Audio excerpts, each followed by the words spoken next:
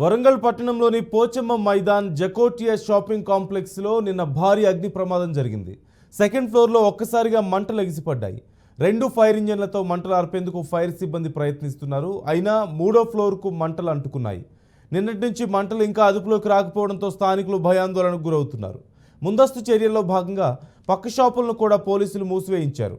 Short circuit కారణంగానే ప్రమాదం జరిగినట్లుగా తెలుస్తోంది.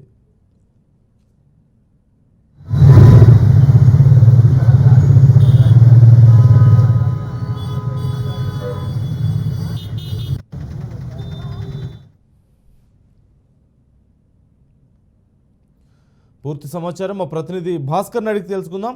భాస్కర్, నిన్నటి నుంచి ప్రయత్నిస్తున్నా కూడా మంటలు అదుపులోకి రాలేదన్నట్లు తెలుస్తోంది.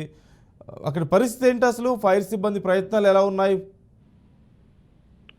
నందు, వరంగల్లో దారుణం చోటు చేసుకున్న పరిస్థితి. వరంగల్ పోచమ్మ మైదానంలో జకోటియా కాంప్లెక్స్ లో ఒక్కసారిగా అగ్ని ప్రమాదం చోటు చేసుకుంది.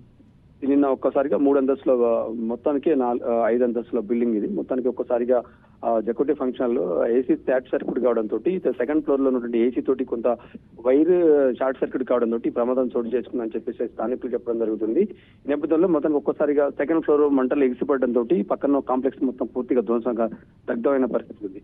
అదే నేపథ్యంలో పెద్ద మొత్తంలో ఒక్కసారిగా మంటలు ఎగిసిపడడంతో కాంప్లెక్స్ మొత్తం అంటుకోవడంతో అసలే మంటలు అదుపులోకి రాలేదు. ఈ నేపథ్యంలో ఫైర్ సిబ్బంది వెంటనే అలర్ట్ అయినటువంటి ఫైర్ సిబ్బంది ఫైర్ ఇంజిన్ తీసుకొచ్చి ఎంత ప్రయత్నం చేసినా కూడా మంటలు అదుపులోకి రాకపోవడంతో, అదే కాకుండా సెకండ్ ఫ్లోర్ నుంచి ఒక్కసారిగా థర్డ్ ఫ్లోర్ కూడా పూర్తిగా ధ్వంసమైన పరిస్థితి. థర్డ్ ఫ్లోర్ కంటుకోవడంతో ఆ పై ఫ్లోర్ లో పూర్తిగా ధ్వంసమైన పరిస్థితి. ఈ నేపథ్యంలోనే ఇటు వద్దనపేట కావచ్చు, వరంగల్ నర్సంపేట సిటీలో ఉంటే హన్మకొండ వరంగల్ సిటీలో ఉంటే ఫైర్ ఇంజిన్ మొత్తం అక్కడ తీసుకొచ్చి ఆ వాటర్ ఎంత సేఫ్ చేసినా కూడా సేఫ్టీకి అదుపులోకి రానటువంటి పరిస్థితి.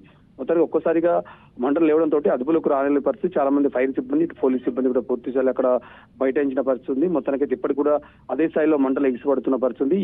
అది ఎండాకాలం సమ్మర్ కావడంతో ఏసీ షార్ట్ సర్క్యూట్ అయిందని చెప్పేసి స్థానికులు చెప్తున్న పరిస్థితి.